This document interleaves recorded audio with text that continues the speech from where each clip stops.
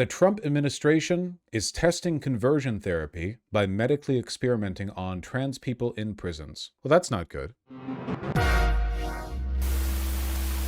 The Bureau of Prisons is subjecting trans people to conversion therapy and denying them care with the goal of helping them recover. It's trying to prove dangerous conversion practices can work. I'm sure this will go down well. Last Thursday, the Trump admin released its new policy outlining how it will treat trans people in the Bureau of Prisons. Under it, approximately 2,200 trans people held in federal prisons will be denied access to medically necessary health care, subject to constant misgendering by staff, and have all their gender-affirming items, including binders, bras, and makeup, confiscated. Instead, the policy will impose a treatment that targets psychological distress/dysphoria through psychotherapy and psychotropic medication like antidepressants.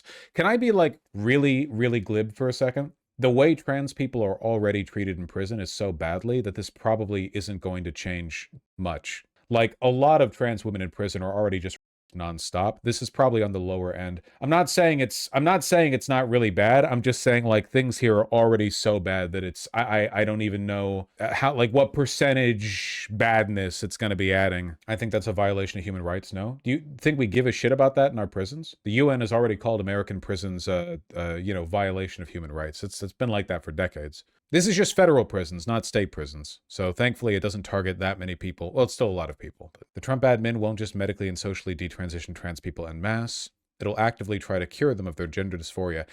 So what, like prison guards are going to be a part of this? Just like everyone is good? It doesn't make any sense.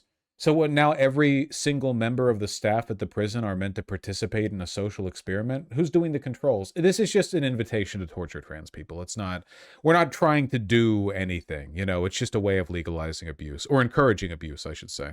So they don't believe in reforming prisoners, but they do believe in conversion therapy? No, they don't believe in anything. You haven't been paying attention. This was just pitched to me by chat. The thing that I was going to talk about was, and this is pretty unprecedented, I wouldn't be surprised if this led to a bunch of lawsuits. Canvas immediately revokes trans residents' driver's licenses. Every trans person who has a driver's license in the state of Kansas has until Thursday to hand it over. They need to get a license that reflects their gender at birth. As of Thursday, trans people in Kansas whose driver's licenses do not reflect their sex assigned at birth are breaking the law if they drive. You just can't drive if you're trans right now in Kansas, after the Republican-controlled legislature stripped them of previously valid credentials by overriding Governor Laura Kelly's veto of a sweeping new measure. Jesus Christ, man. Hey, after the midterms, it's very possible the supermajority, well, no, probably not. The Kansas House and Legislature is pretty red. Kansas legislature. I wonder if it'd be possible to break their supermajority. Maybe, but it would be really tough. No, Vosh, it very well may flip. That's why they're hammering this through. Kansas is way more purple than you think. Okay, buddy. All right. Let's pitch it down. I'm excited about the midterms too, but Kansas? All right. How do you tell chat that while our federal government is weak, red states have gone full fascist on trans people? I would suppose, I guess I would say that the federal government is weak, but red states have still gone full fascist on trans people. I suppose that's how I would say that, you know? If you can believe it. The legislature did not include a grace period for updating credentials. Once the law is officially enacted, your current credential will be invalid immediately, and you may be subject to additional penalties if you operate a vehicle without a valid credential. So I guess make sure not to drive today if you're clocky. I don't know what to say. You know, do whatever you need to. You literally just can't drive. Your driver's license has been revoked. Reading news like this is disheartening, not because of what it does, but how literal considerations given to actual humans.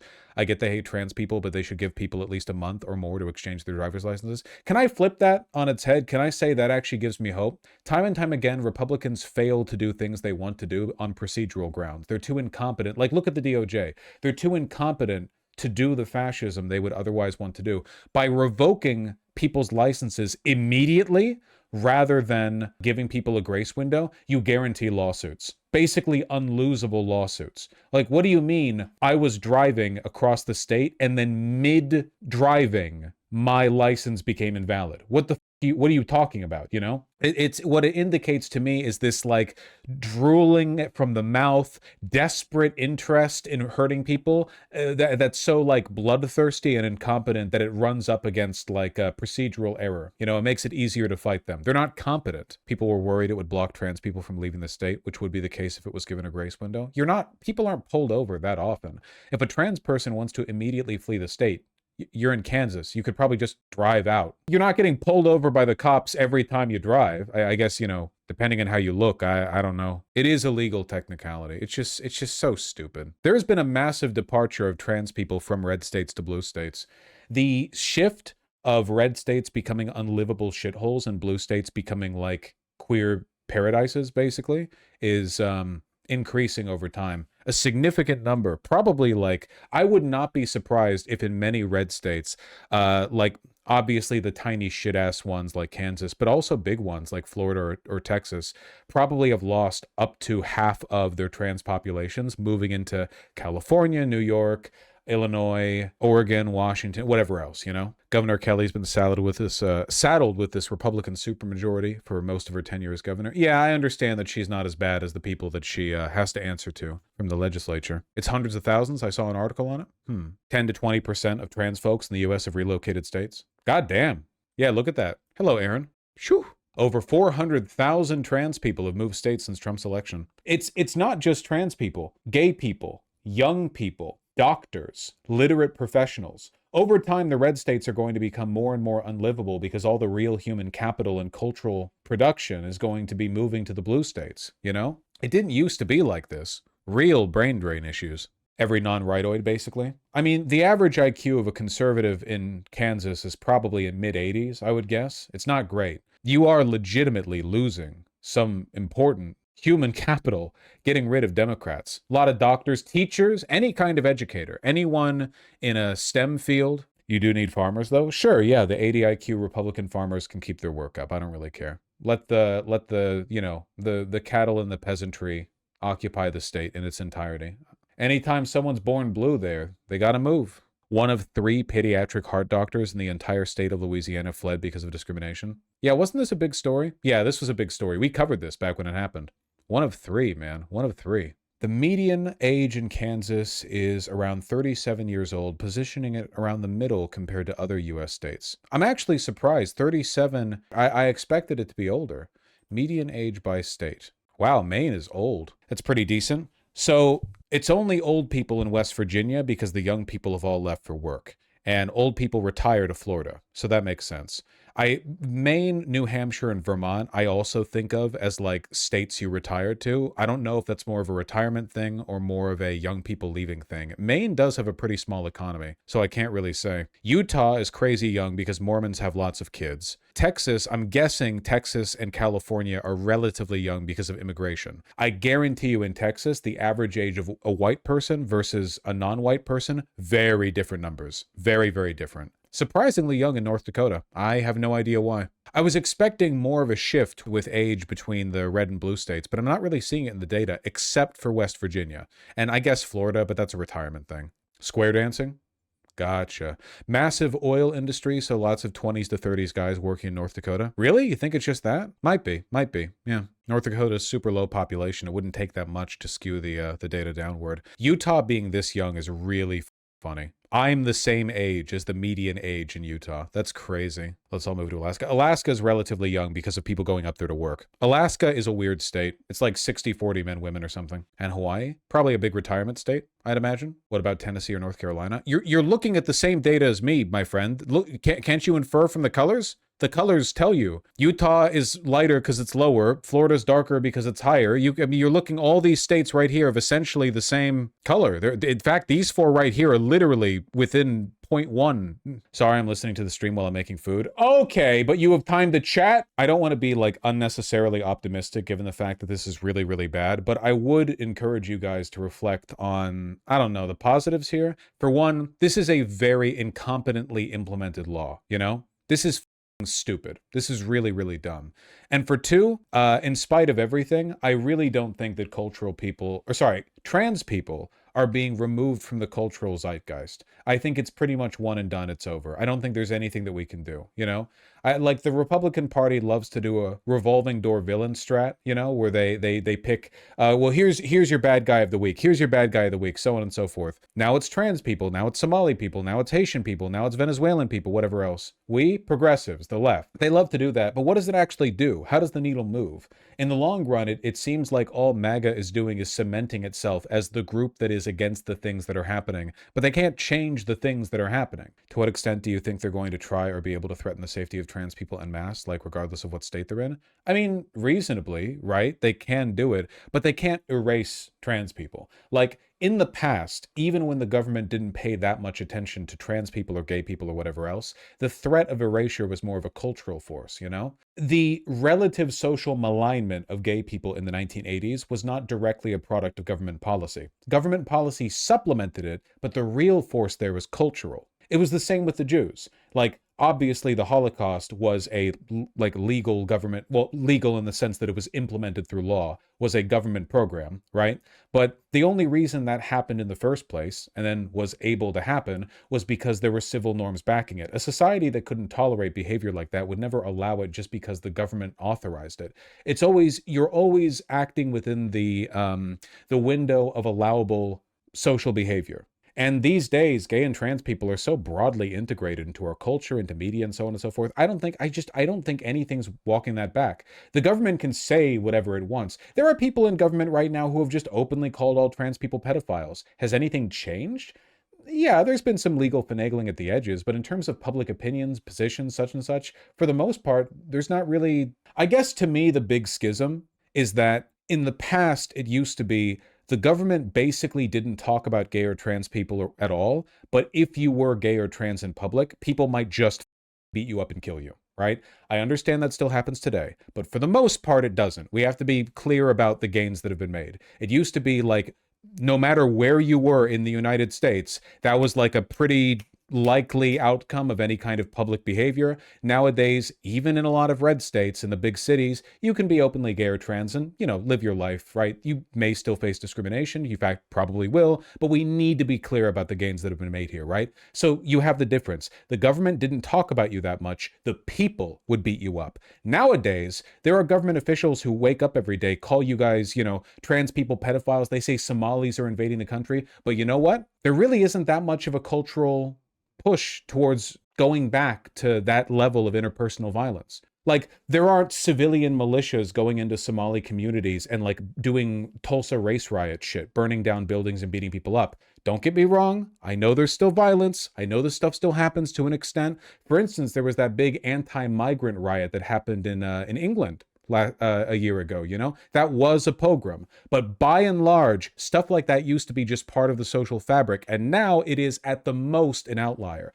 Isn't that weird? You go from government being quiet and the people doing all the violence to people being more or less laissez-faire and the government screeching every day, they're the enemy, they're the enemy, they're destroying the country. Social permissibility is what allows for that behavior. There just isn't much of it right now for open, like, Jim Crow style discrimination. Yeah, the UK used to have race riots all the time in the 1980s. And thankfully, they're pretty uncommon now. I know more about the history of American civil rights than I do in the United Kingdom, of course, but like over here in America, the difference between the way the public reacted to the BLM protests versus like the LA race riots, it's pretty crazy, I don't want to pretend racism's over. I guess it's more like nobody wants to be the militant arm of bigotry anymore. Everyone wants to go online and like post troon jacks or whatever, but nobody wants to go outside and beat up a gay or trans person at a club. Everyone's too lazy, I guess.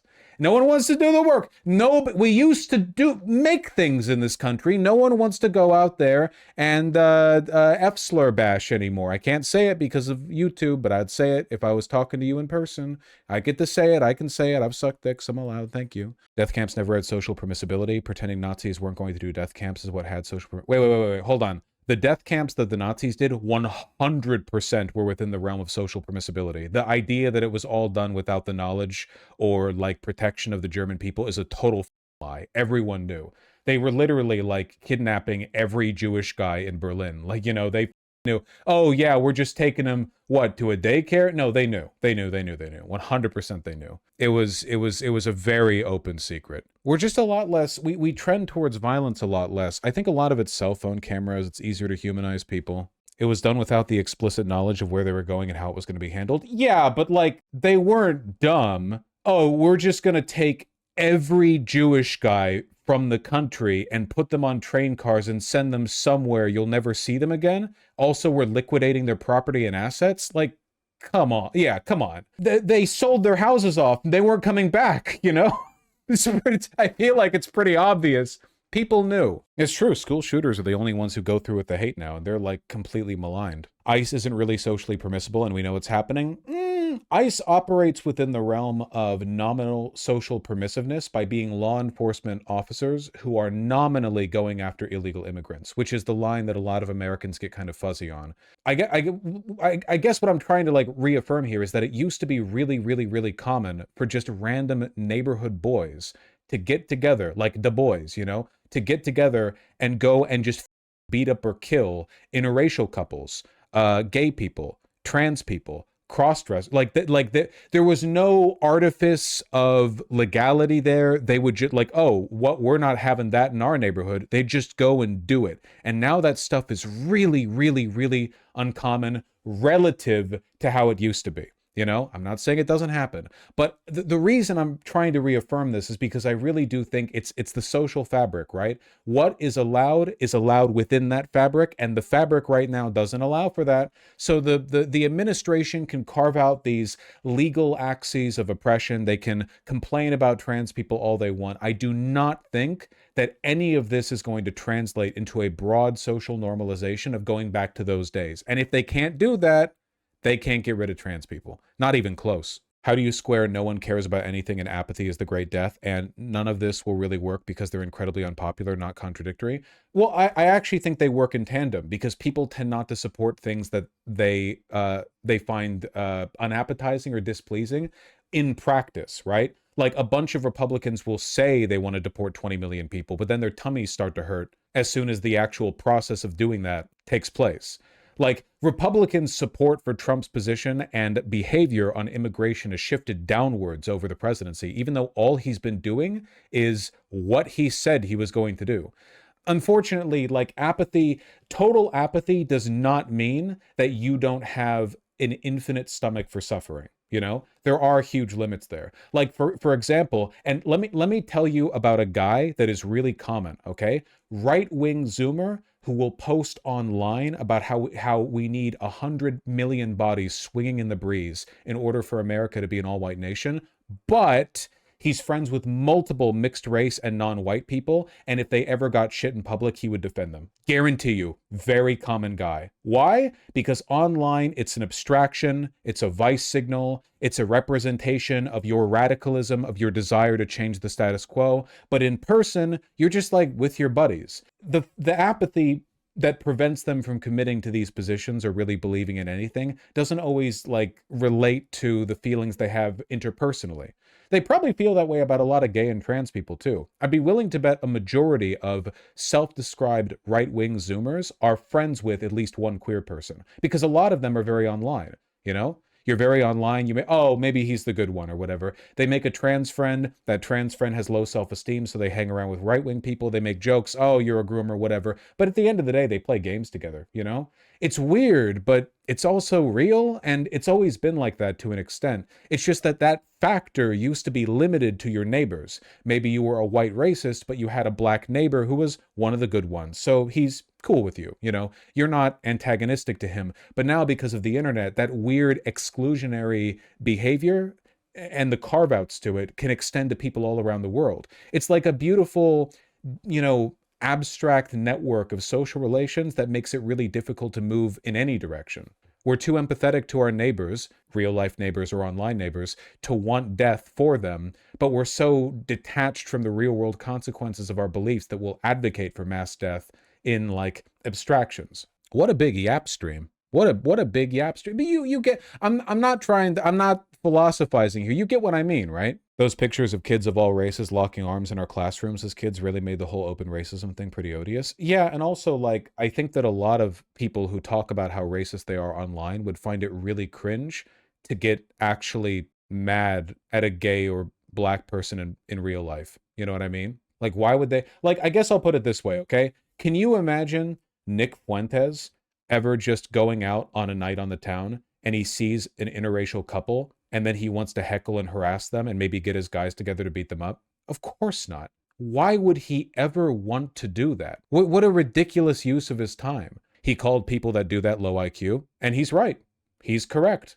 There probably is a pretty considerable IQ difference between the super apathetic, porn-addicted, anime-loving Nick Fuentes viewer who would never actually do stuff like that in real life, but enjoys it as a vice signal online, and the kind of person who would actually go around beating up interracial couples who is probably actually, like, mentally disabled, you know? The most violent right-wingers have always been the most cognitively impaired.